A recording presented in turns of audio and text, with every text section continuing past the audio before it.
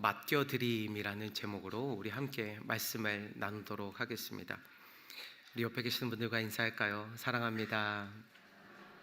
사랑합니다. 네, 참 원래는 쑥스러운 고백이지만 우리 교회에서는 너무나 아무렇지 않게 하는 게 참 감사한 것 같습니다. 오늘 맡겨드림이라는 제목으로 말씀을 나누도록 할 텐데, 새일의 기간이라 우리 부모와 또 자녀와 또 가정에 대한 이야기를 오늘 함께 하도록 하겠습니다. 맡기라라는 이 말은 성경에 참 많이 나와 있습니다. 잠언 16장 3절에 이렇게 쓰여져 있습니다. 너의 행사를 여호와께 맡기라. 그리하면 내가 경영하는 것이 이루어지리라. 또 시편 37편 5절에 내 길을 여호와께 맡기라. 그를 의지하면 그가 이루시고, 또 시편 55편 22절에 내 짐을 여호와께 맡기라.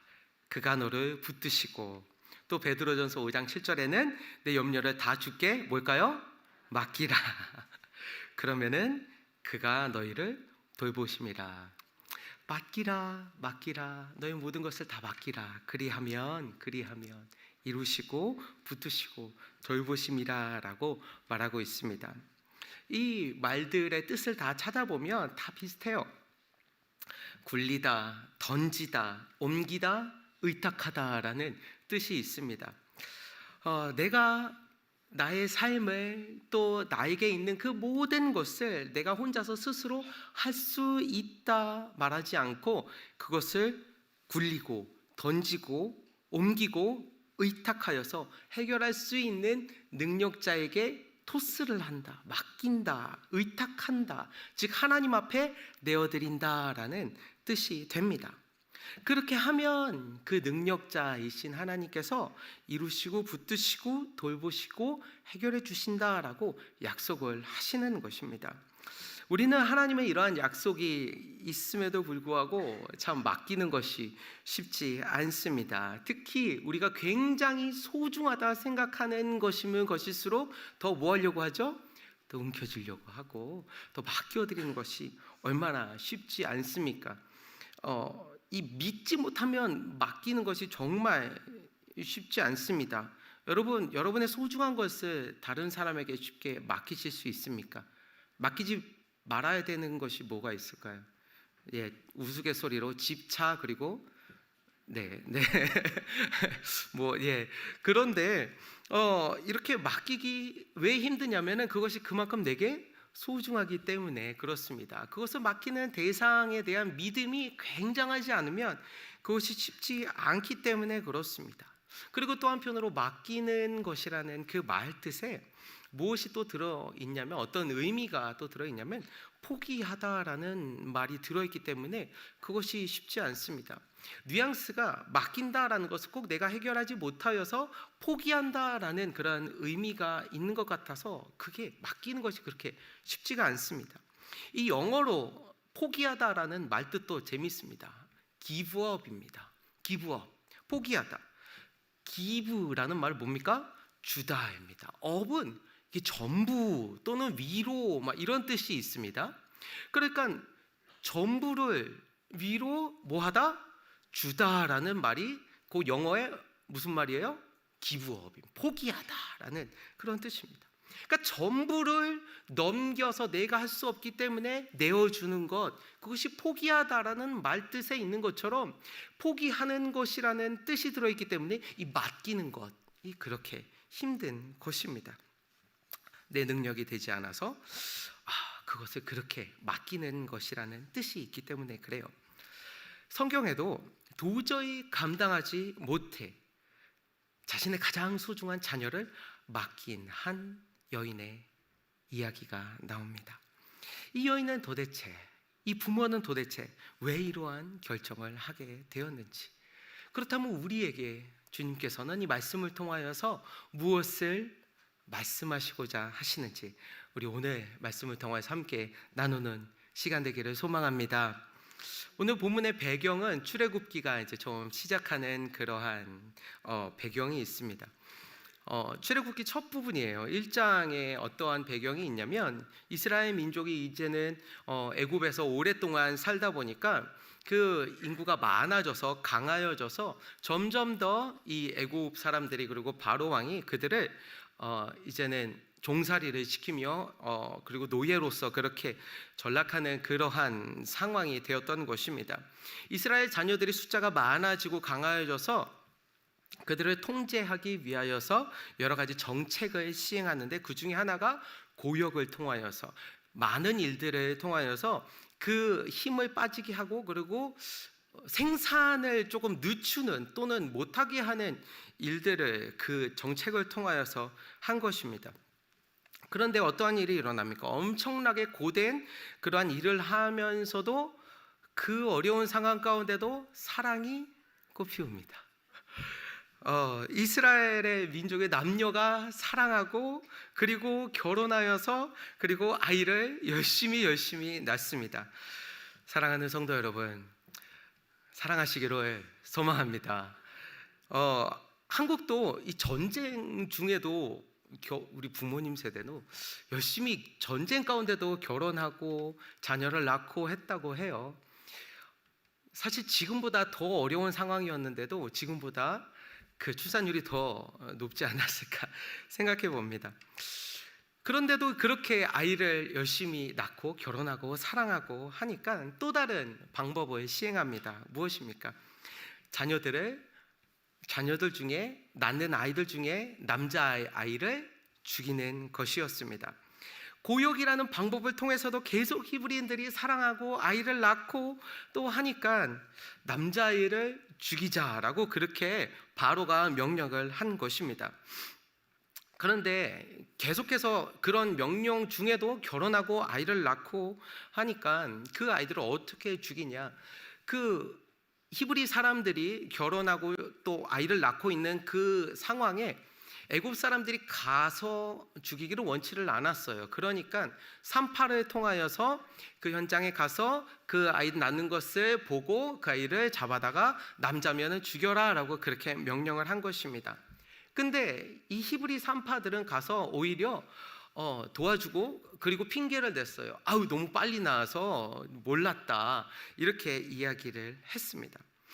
바로는 그 이후에 그나마 살아남았던 아이들까지도 찾아서 나일강에 던져 죽이라고 명령을 했습니다. 여러분, 이러한 비극적인 상황 가운데에 어떠한 이야기가 갑자기 2장에서 이렇게 초점이 싹 맞춰지냐면 레위 가족 중에 한 사람이, 한 남자가 한 여자에게 장가 들었대요. 그래서 임신하여 아기를 낳았다라고 말하고 있습니다. 우리 1절과 2절은 다 같이 읽도록 하겠습니다. 우리 다 같이 읽도록 하겠습니다. 시작. 레위 가족 중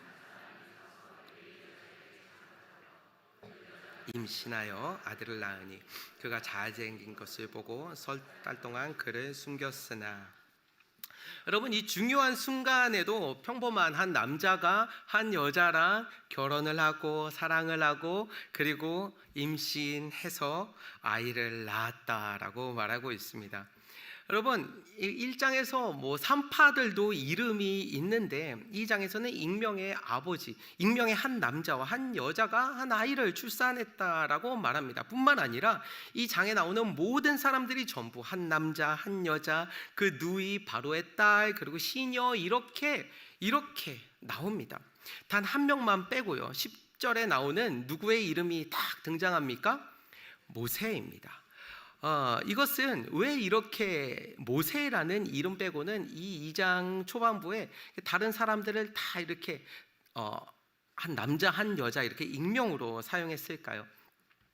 그것은 이 모세라는 이름으로 하나님께서 어떻게 이 이스라엘 백성을 구원하시는가, 그 모세 이름에 들어있는 뜻, 건져내다, 구원하다라는 그 이름의 뜻을 통하여서 하나님의 구원 계획을 밝히시기 위하여서 이 모든 이름 말고 딱 한 사람의 이름, 모세라는 이름을 이렇게 싹 드러나게 하신 이유가 있다고 생각하고요. 또 하나는 이것이 오늘 참 중요한데, 그토록 사랑스러운 한 가정에서 태어난 아기를 키울 수 없는 모든 그때 당시 히브리 부모들의 비극적인 심정을 대변하기 위하여서 그렇게 쓰지 않았나 생각해 봅니다. 또 한편으로는 그것이 또 우리의 모습이 아닐까라는 생각도 해봅니다. 한 남자가 한 여자를 사랑하여서 자녀를 낳았는데 그 자녀가 낳아보니 성경에는 뭐라고 말하고 있습니까? 잘 생겨서 숨겼다라고 말하고 있습니다. 여러분, 신생아가 잘생기면 얼마나 잘생겼겠습니까? 잘생겼습니까? 언제 우리가 잘생겼다고 말합니까? 네, 자녀일 때입니다. 아닙니까? 잘생겼다고 해서 숨겼다고 말하는데 본문에 나오는 이 잘생겼다라는 말은 잘생긴 것을 보고라는 말은 창세기 1장에 하나님께서 천지를 창조하시고 또 사람을 만드시고 그것을 보시기에 좋았더라라는 말과 똑같은 말을 사용합니다. 그러니까 하나님께서 창조물을 보시고 사람을 만드시고 그것을 보기에 내 형상을 닮은 그 사람을 보면서 보시기에 좋았더라 하신 것처럼 내 자녀이기 때문에 그 신생아가 진짜 잘생겨서가 아니라 그럴 수도 있죠. 근데 예뻐 보였다라고 말한 것입니다. 고슴도치도 제 자녀가 가장 예쁘다고 말하는데 얼마나 사랑스러웠겠습니까? 아빠 엄마의 눈에는 꿀이 떨어진다고 하잖아요.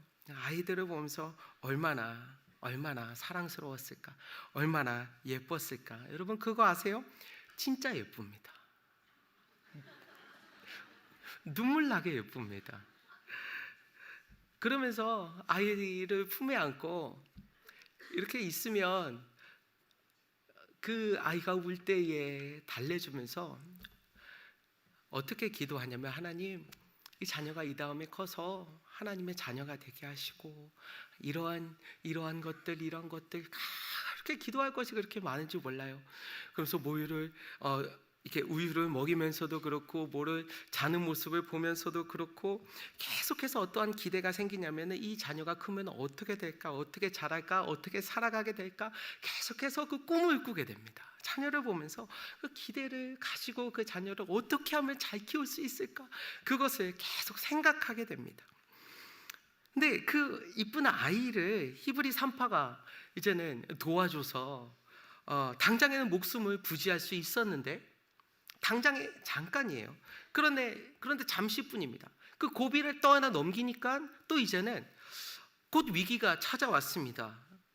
히브리 산파가 잠시 살려둔 것은 근본적인 문제를 해결해 줄 수 없었어요. 그 근본적인 능력을 해결할 능력이 없었던 것입니다. 그러니까 부모로서는 다시 살릴 방법을 계속 찾아야 했겠죠. 저라면 그랬을 것 같아요. 태어나기 전서부터 계속 뱃속에 있을 때도 걱정이었겠지만, 그래서 태어나서 바로 죽지 않아서 참 감사하지만 또다시 걱정이 시작합니다. 하나님 어떻게 합니까? 주님 어떻게 합니까? 여러분 살려야 하잖아요. 우리도 우리 자녀를 보면 한 고비를 넘기면 또 그 다음 고비가 있어서 또다시 그렇게 고민하는 모습이 있어요. 이 부모도 그렇지 않았을까요? 그날부터 밤잠 설치면서 하루하루가 얼마나 피가 말랐겠습니까? 울면서 필사적으로 그를 살리기 위하여서 여기저기 살릴 방법을 찾아서, 여러분 한번 상상해 보세요. 본문에는 써 있지 않지만 여러분 부모라면 어떻게 하겠습니까? 얘가 당장에 내일이라도 죽을 수 있는데 어떻게 하면 살릴 수 있을까? 여기저기 물어보고 어떻게 하면 숨겨서 어디다 보낼까? 아니면 여자라고 속일까? 아니면 뭐 어떻게 할까? 여러 가지 방법을 생각하지 않았을까요? 내 자식을 살리기 위해서 내 목숨도 내놓는 것도 아깝지 않은데 그것이 방법이 아니에요. 그 가까이 오는 군인들과 싸워서 내가 이길 수 있는 것이 그 방법이 아니에요. 여러분이라면 어떻게 하시겠습니까? 여러분 자녀가 어려운 가운데 빠지면 어떻게 하십니까?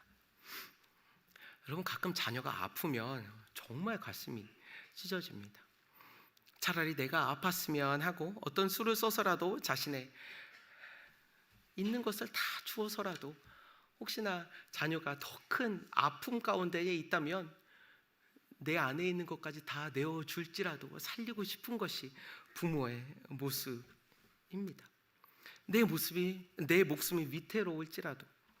혹시 여러분, 저는 그런 경험이 조금 있는데, 아이가 학교에서 사고를 쳐서 또는 죄를 지어서 벌을 받아야 되는 그러한 상황이면 여러분 어떻게 하십니까? 여러분 자존심 세우십니까? 아니죠. 어떠한 상황 가운데 가서라도 부모는 선처를 구하며 살려달라고, 제발 살려달라고, 한 번만 봐달라고 하는 것이 바로 부모의 모습인 것입니다.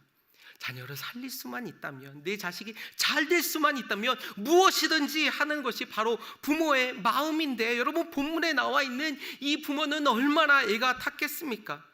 사방팔방으로 다니면서 미친 사람처럼 살릴 방법을 찾아 헤맸을 것입니다.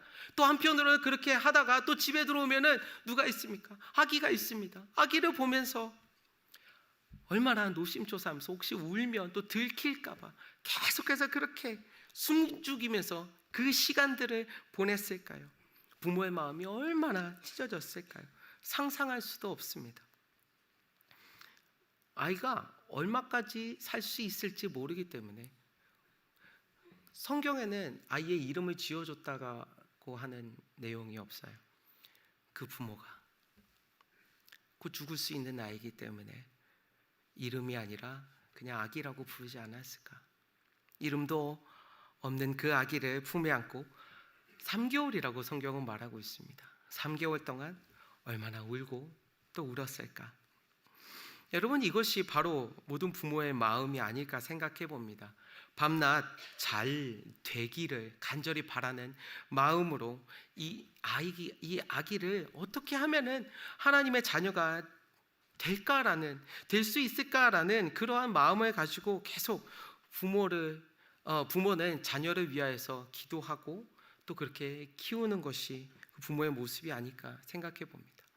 그런데 여러분, 3개월을 그렇게 휘말리는 여러 가지 애쓰고 울고 또 그런 시간들을 보내고 나서 깨달은 사실이 하나 있었습니다. 이 부모가 내린 결론입니다. 3절 말씀 우리 다 같이 읽도록 하겠습니다. 다 같이 읽겠습니다. 시작. 더 숨길 수 없게 되며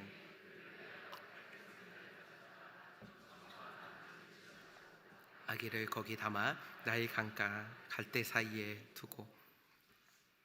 여러분, 3개월 동안 그렇게 노력하고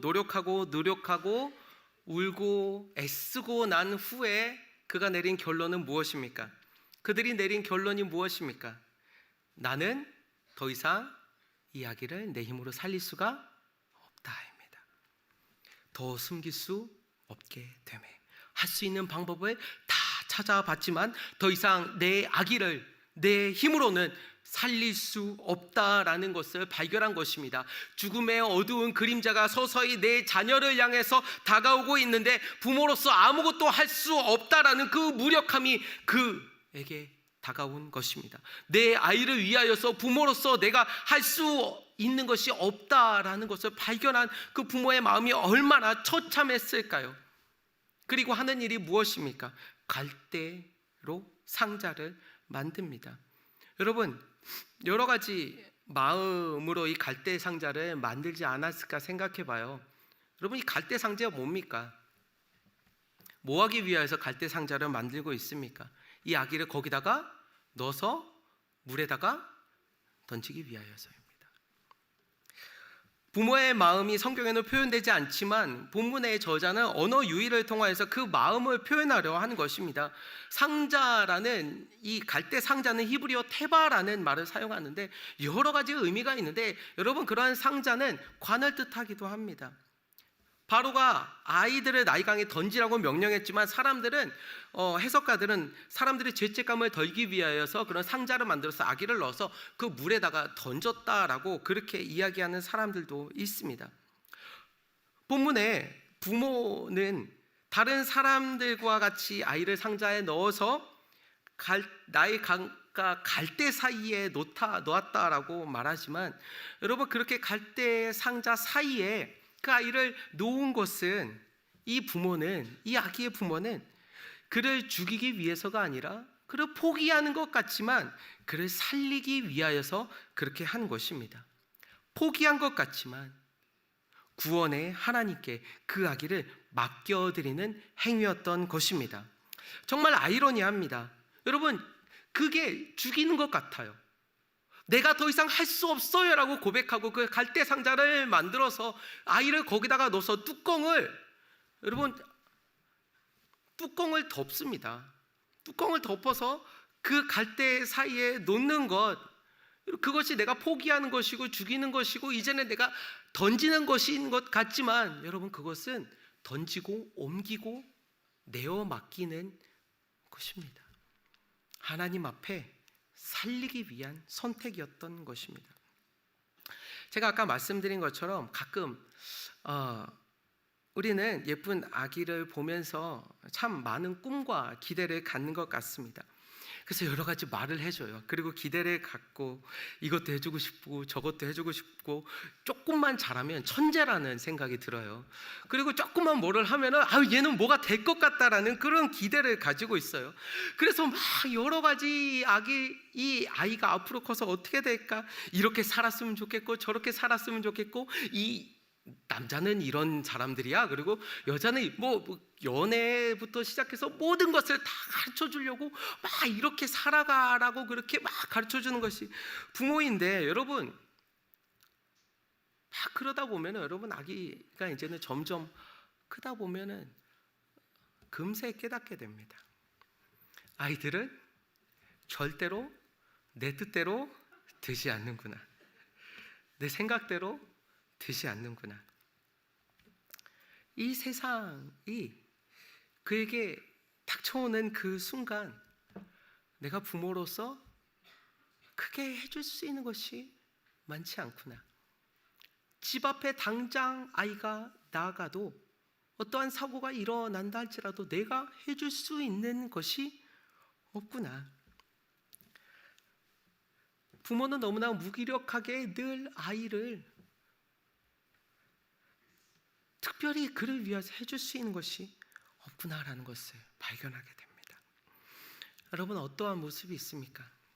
그들의 건강을 내 마음대로 할 수가 없어요. 그들의 감정과 생각이 막 요동칠 때 어떤 말을 통하여서 그곳에서 건져내고 싶은데, 잘 이야기해서 위로해주고 싶은데 그게 잘 안 될 때도 있습니다. 그들이 대인관계 때문에 힘들고 학교에서 어려움을 겪고 하는데도 내가 해줄 수 있는 것이 그렇게 많지가 않아요. 그가 이 길을 가고 싶고 저렇게 가고 싶고 라고 그렇게 이야기를 해도 그들의 진로를 위해서 내가 해줄 수 있는 것이 많지 않을 때가 또 있습니다. 결혼 때문에 그들이 힘들어하고 관계 때문에 힘들어하고, 그렇게 어떠한 만남을 위하여서 그렇게 기도하는데도, 어떠한 직장을 위하여서 그렇게 기도하고 노력하는데도 그렇게 내가 뭘 해줄 수 있는 것이 없어요. 그의 가는 길, 그의 모든 삶의 순간순간에 그의 염려를 해결해 줄 수 있는 방법이 없다는 것을 금세 깨닫게 됩니다. 모세의 부모처럼 내 능력으로는 그를 살릴 수 없다는 것을 깨닫게 됩니다.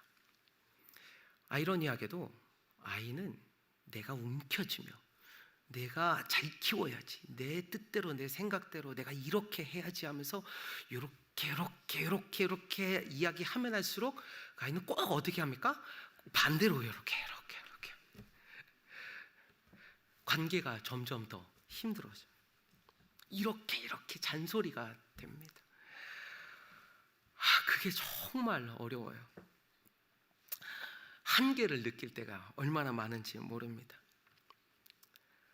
그것을 이 본문에 나와 있는 부모가 한계를 느꼈어요. 더 이상 내 힘으로 이 아이를 내가 움켜쥐면 움켜질수록 얘는 더 위험할 수밖에 없구나.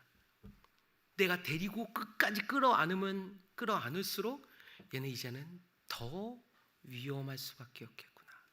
그러니까 갈대 상자를 만들어서 거기다가 넣어서 하나님 살려주세요. 갈대 상자에 역청과 나무 진을 칠한다고 이야기를 해요. 그리고 나의 강 갈대 사이에 이렇게 올려둡니다. 여러분, 역청과 나무 진 그리고 상자, 어떠한 성경의 이야기가 생각나십니까? 그렇죠, 노아입니다. 하나님께서 예비하신 구원의 방주입니다. 이 아이의 부모가 그것을 의도했는지는 알 수 없지만 역청과 나무 진을 발라서 하나님 앞에 맡기면서, 하나님 제발 좀 살려주십시오. 내 힘과 내 능력으로는 이 아이를 살릴 수가 없습니다 라고 그렇게 말합니다. 이 아이의 부모는 간절한 마음으로 하나님 앞에 내어 맡긴 것입니다. 사랑하는 성도 여러분, 이렇게 기도하며 하나님 두 손의 자녀를 맡길 때에 어떠한 일이 벌어지는 줄 아십니까? 진정한 아버지 되시는 하나님께서 그를 책임져 주실 줄 믿습니다. 여러분, 그렇기 때문에 우리는 하나님 앞에 맡겨드리는 그 기도의 자리에 있는 것이 아이를 진정으로 사랑하고 정말 그에게 그 어떠한 이야기보다, 그 어떠한 움켜쥐는 그 아이를 어떻게 하려고 하는 그런 행동보다 더 값지고 귀한 것임을 우리가 꼭 깨닫는 이 시간 되기를 소망합니다. 그럴 때 하나님께서 책임져 주십니다. 갈대 상자는 한 여인에게 발견됐고, 그리고 그 여인을 통하여서 건져낸 바 되었습니다. 뿐만 아니라 하나님께서 어떤 일을 하시냐면은, 하나님 앞에 하나님 살려주십시오라고 내어 맡겼는데, 하나님께서 어떤 일을 하시냐면은 이 바로의 딸에게 발견되게 하시고, 그리고 바로의 딸이 분명히 히브리인 아들인 줄, 히브리인 자녀인 줄 알면서도 불구하고 그 자녀를 내 아들이라고 그렇게 이야기를 하고, 뿐만 아니라 분명히 저기에서 보고 있다가 나타난 그 여인에게 유모가 있습니다, 그러니까 그 키울 수 있는 분이 있습니다라고 그렇게 이야기를 하니까 다시 어떻게 합니까? 맡깁니다. 그러면서 돈까지 지불을 합니다. 이거 네가 대신해서 키워줘라. 그러면서 시간이 지나면서 그 아기는 엄마의 품에서 잘 자라게 됩니다. 사랑하는 성도 여러분, 자신의 무능력함과 연약함으로 그것을 인정하고 한계를 인정하고 하나님 앞에 맡겼더니 하나님께서 죽음에서 그 자녀를 건지시고 합법적으로 돈까지 받아가면서 아이를 키우게 했습니다. 이 아기를 책임져 주셨습니다. 하나님은 부모에게 다시 그 자녀를 돌려주셨고, 진정한 하나님에 대해서 가르칠 수 있게 하셨고, 하나님 백성의 정체성을 가르칠 수 있게 하셨습니다. 사랑하는 성도 여러분, 건져주셨을 뿐만 아니라 그 이후에 어떤 일이 일어납니까? 모세라는 이름은 여러분, 건져주었다라는 말뜻뿐만 아니라 건져내는 자라는 뜻이 있습니다. 이 모세를 통하여서 하나님 앞에 맡겨드렸더니 이 아이를 살려주시고 키우게 하셨을 뿐만 아니라 건져내실 뿐만 아니라 이 민족을 건져내는 하나님의 도구로서 사용하는 그 큰 일을 이 부모에 맡겨드리는 믿음의 고백으로 하나님께서 이루셨다는 것을 믿으시기를 소망합니다. 사랑하는 성도 여러분, 이 모세의 부모와 같이 우리도 다를 바가 없습니다. 우리의 능력으로는 우리의 자녀를 살릴 수 없습니다. 근본적인 그 문제를 해결할 수가 없습니다. 그들을 강제로 무엇인가 시킬 수도 없고, 아픈 곳을 우리가 고쳐줄 수도 없습니다. 그들의 진로와 그들의 모든 삶의 여정을 우리가 다 대신 살아줄 수가 없다는 것입니다. 우리는 더 움켜쥐면 질수록 더 힘들어질 수밖에 없는 것이 우리 자녀들의 모습인 것입니다. 여러분, 우리가 진정으로 자녀를 살리고 싶으십니까?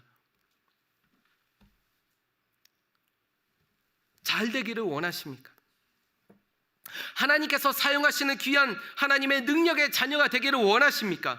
그렇다면 여러분, 우리의 한계를 인정하며 하나님께 맡겨드리기를 소망합니다. 그럴 때에 우리 주님께서 그를 건져주실 뿐만 아니라 귀한 하나님의 구원의 도구로서 사용하실 것입니다. 맡겨드리면 우리가 아까 처음에 성경 구절에 말한 대로 약속해 주셨어요. 하나님께서 이루시고, 하나님께서 붙드시고, 하나님께서 돌보시고, 하나님께서 구원하실 것입니다. 우리의 자녀들뿐만 아니라 우리의 모든 삶의 영역, 우리의 삶의 모든 부분까지도 하나님 앞에 맡겨드릴 때에 하나님께서 이루시고, 하나님께서 붙드시고, 하나님께서 돌보시고, 하나님께서 책임져 주실 줄 믿습니다. 우리가 믿음으로, 믿지 않으면 맡길 수가 없기 때문에 우리에게는 믿음이 필요합니다. 이 시간 우리가 주님 앞에 기도할 때 주님 내게 믿음을 주시옵소서. 주님께 맡길 때에 주님께서 이 모든 것을 이루어 주실 줄 믿는 믿음이 우리 안에 있게 하여 주시옵소서. 우리가 이렇게 기도하며 우리가 주님 앞에 우리의 삶을, 우리의 자녀들을 맡겨드리는 그러한 믿음의 성도들 되기를 소망합니다. 우리 함께 기도하겠습니다. 우리 다 같이 기도하실 때